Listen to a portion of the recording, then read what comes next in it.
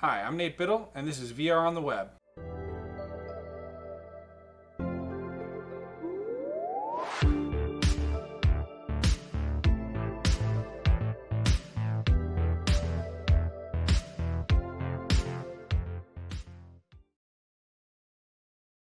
Welcome back, everyone.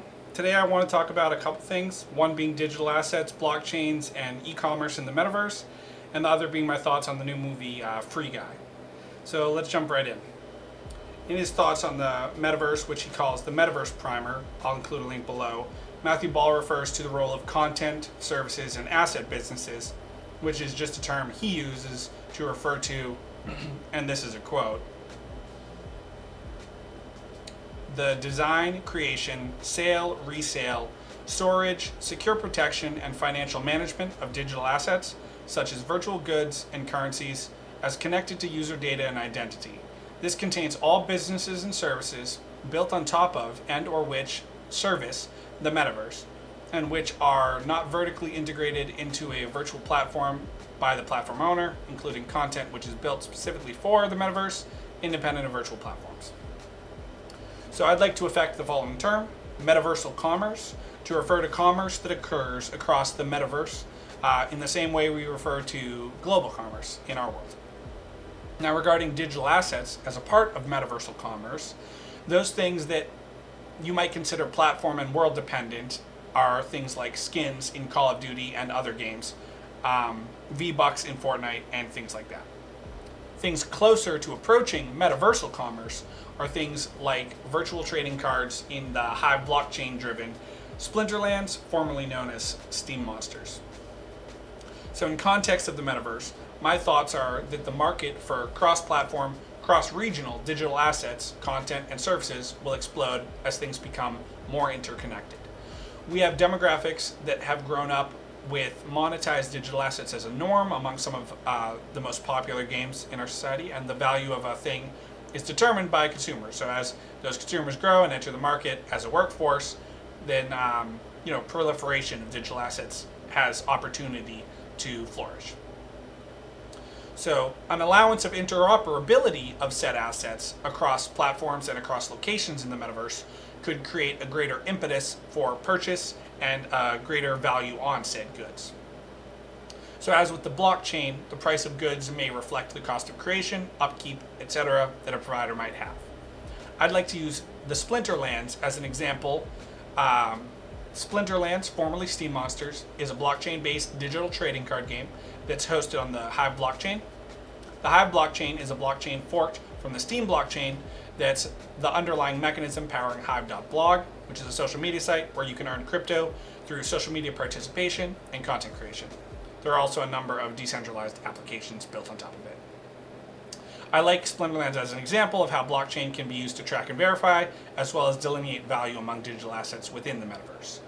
As a digital card game, it being on a blockchain increases value as you can define proverbial limitations on supply of cards, the limitations being enforced by associating ownership of a given digital trading card at the blockchain level.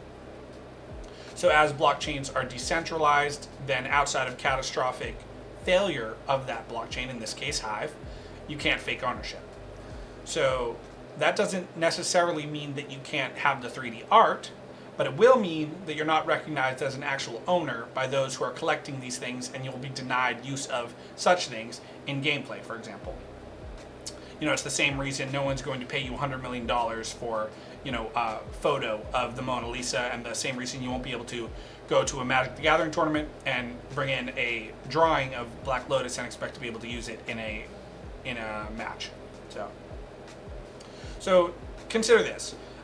We might see emerging a widely adopted web-based standard, maybe an entity component system standard that allows standard implementation of calling and utilizing APIs made public by companies like Splinterlands and all other emerging participants in the metaverse. If regions of the metaverse and the corresponding servers and services driving them had a standard way to consume publicly available 3D asset data provided by APIs made by digital content creators, then you could imagine a scenario where, with the example of Splinterlands, you could bring your cards from a VR interface for the Hive blockchain into some other region, maybe a zone or region hosted by Facebook, some other indie region, maybe Rockstar Games, Bethesda, Microsoft within the metaverse, whatever it may be. Some standards like this would have to be defined in the same way standard machinery, computer components, construction equipment, and the like are defined across societies in our world. These things allow for global commerce to more easily be achieved, and so would a defined set of web standards and guidelines allow metaversal commerce to be achieved. So that's my thoughts on that. More to come as the situation evolves and we see metaversal commerce grow. So the next thing I wanted to talk about is Free Guy. I went and I saw that. That movie just came out on the 13th, I believe. It's doing well in the box office. That doesn't really matter to me. I want to talk about it in the context of the metaverse. Now, Free Guy isn't about the metaverse per se, as it is not virtual reality in the same way that Ready Player One is, but it is about a metaverse-like world, which, MMOs in general have many aspects. The gamification, the sales of digital assets, and microeconomies emerging within a given virtual system. All of these aspects are touched upon in Free Guy, in some way, shape, or form, and in general, it sort of promotes emerging tech and things like that. And I thought it was a good movie. I like, it has some similarities to Ready Player One a bit. I like it better. I like Ready Player One better, but Free Guy was really good. It was really funny. And it brought up some cool aspects, content type things that we might see in the metaverse emerging. The ethics of AI and how that might relate to the metaverse, because if you think about it, the metaverse, as it grows and as AI grows and advances and gets stronger, obviously this is so far down the road that it's not something that really has to be thought about right now. But if AI ever does become general and we have real AIs, then NPCs might be thinking, feeling. So, Free Guy brings up the question of ethics in regard to NPCs, if they're sort of conscious feeling beings. So that was an interesting part. One thing that I thought is sort of non-metaverse-like,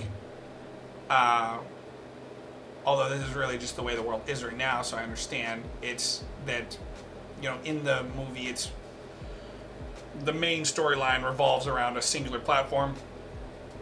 That platform is not obviously something that coexists across and communicates across the internet, no more than any other, multiplayer game does, utilizing web servers and, having calls back and forth, utilizing those standards. So it was kind of a closed system, but what I thought it did well was it really emphasized the way that there's already an emerging interconnectedness between social media, gaming, and the real world. So you'll see a lot of that. There's, the interplay of streamers and multiplayer and open world games and, MMOs.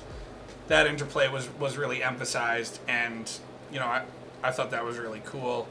Now, despite it not being explicitly about the metaverse or XR, I think movies like Free Guy are really important because what they do is they light up the imagination of future creators and current creators, and it leads to us trying to push the envelope in terms of world creation and, interconnectedness and sort of just growth across the digital landscape. So, despite it not being explicitly about XR, I think that, that's a good movie to light up the imagination of XR engineers and digital asset creators, content creators, game designers, and artists. So, I recommend seeing that. As an XR enthusiast, I think you'll have a good time.